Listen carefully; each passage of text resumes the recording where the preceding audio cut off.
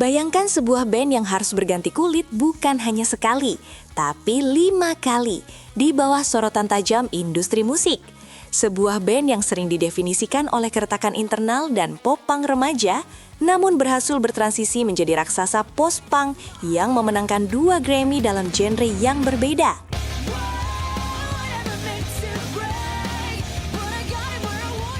Inilah kisah Paramore. Bukan sekedar tentang hit single Misery Business atau rambut oranye yang ikonik, tetapi tentang sebuah studi kasus langka dalam eksistensi band.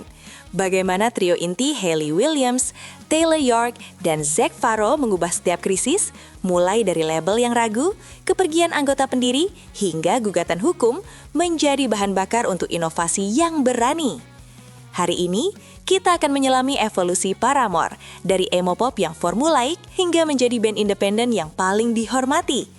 Ini adalah kisah tentang bagaimana Paramore selalu menemukan kembali diri mereka di ambang kehancuran.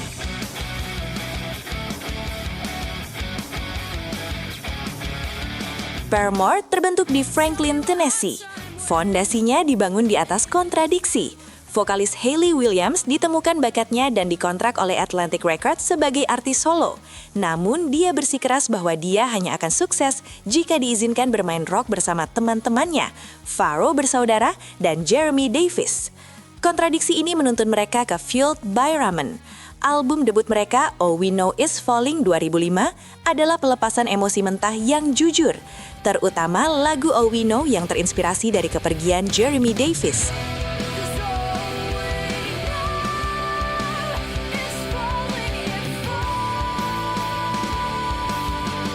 Secara musikal, album ini dianggap pop-punk yang formulaik, sebuah cetak biru yang solid, tetapi belum menantang.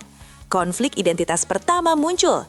Paramore harus membuktikan mereka adalah band, bukan sekedar platform untuk Williams. Bahkan artikel di majalah Kerrang yang berfokus hanya pada Hayley sempat membuat band ini kesal. Mereka harus berjuang melawan narasi media yang hanya menyoroti sang vokalis perempuan.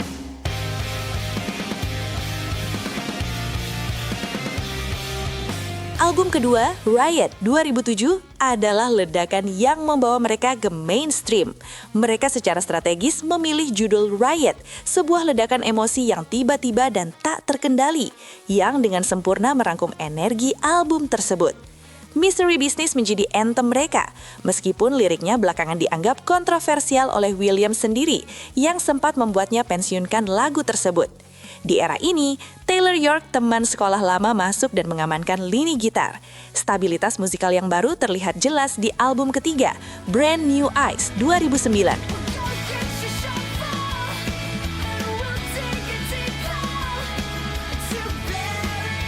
Album ini menjadi yang paling tight dan secara lirik, album ini adalah upaya untuk menjembatani keretakan yang sudah muncul di antara para anggota. Mereka mencoba melihat hubungan mereka dengan Brand New Eyes atau sudut pandang baru. Sayangnya, upaya itu gagal. Pada 2010, Josh dan Zac Farro pergi. Kepergian ini adalah titik balik eksistensial. Pernyataan Josh Farro yang kontroversial menyebut band itu buatan label besar dan menuduh Hayley dimanipulasi manajemen, memaksa Paramore yang tersisa menghadapi dan mengkonfirmasi bahwa Williams memang satu-satunya anggota yang dikontrak Atlantic Records. Pertanyaannya, bisakah Paramore yang awalnya dibentuk oleh 5 orang bertahan sebagai trio?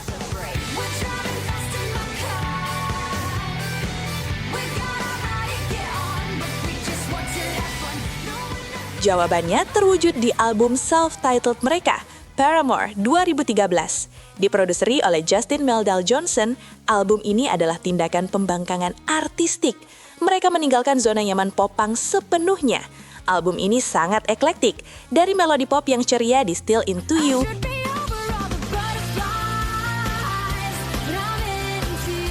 hingga eksplorasi funk rock yang terinspirasi oleh Talking Heads di Ain't It Fun. Paramore mengukuhkan bahwa band ini bukan lagi band emo. Mereka adalah band alternative rock yang inovatif. Album ini memberi mereka kemenangan terbesar. Paramore menjadi album nomor 1 pertama mereka, dan Ain't It Fun memenangkan Grammy Award. Ini bukan hanya kemenangan musik, ini adalah penegasan. Paramore yang tersisa adalah entitas yang sah, mampu berinovasi dan sukses. Namun kemenangan ini dibayar mahal. Di akhir 2015, Jeremy Davis keluar dan disusul gugatan hukum, memperlihatkan betapa rapuhnya fondasi bisnis internal mereka. Williams kemudian mengungkapkan bahwa ia mengalami depresi dan sempat cabut sebentar dari band. Saat itu, Paramore hampir benar-benar bubar.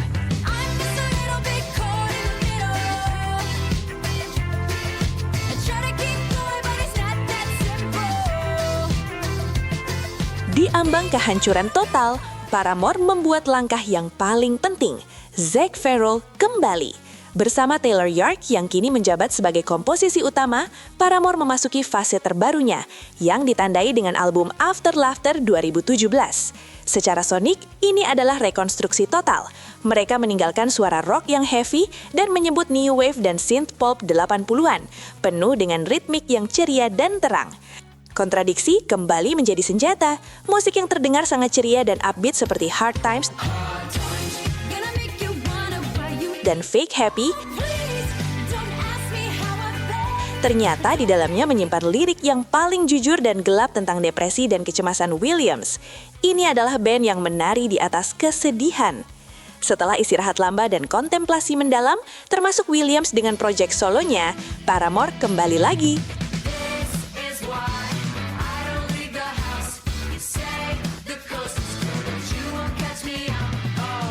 Album ke-6 mereka, This Is Why 2023, adalah sintesis yang cerdas. Mereka menggabungkan ritme dance punk yang cemas dan groove post-punk yang gelap. Mereka kembali didominasi gitar, tetapi bukan lagi gitar pop-punk yang agresif, melainkan gitar yang nervous dan ritmis, mengingatkan pada Bloc Party atau Talking Heads. Album ini bukan hanya sukses secara kritis, tetapi juga membawa mereka kembali ke panggung Grammy, memenangkan album rock terbaik dan penampilan musik alternatif terbaik. Kemenangan ini memiliki bobot ganda. Paramore telah melewati fase pop-punk, fase alternatif pop, dan kini diakui sebagai post-punk yang terbaik. Dan yang paling penting, setelah kontrak mereka berakhir di 2023, Paramore kini beroperasi sebagai band independen.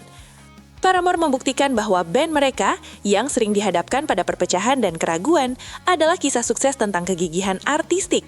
Setiap kali mereka kehilangan seorang anggota, mereka justru memperoleh arah musik yang lebih berani. Paramore tidak hanya bertahan, mereka berevolusi. Dan itulah mengapa mereka selalu relevan.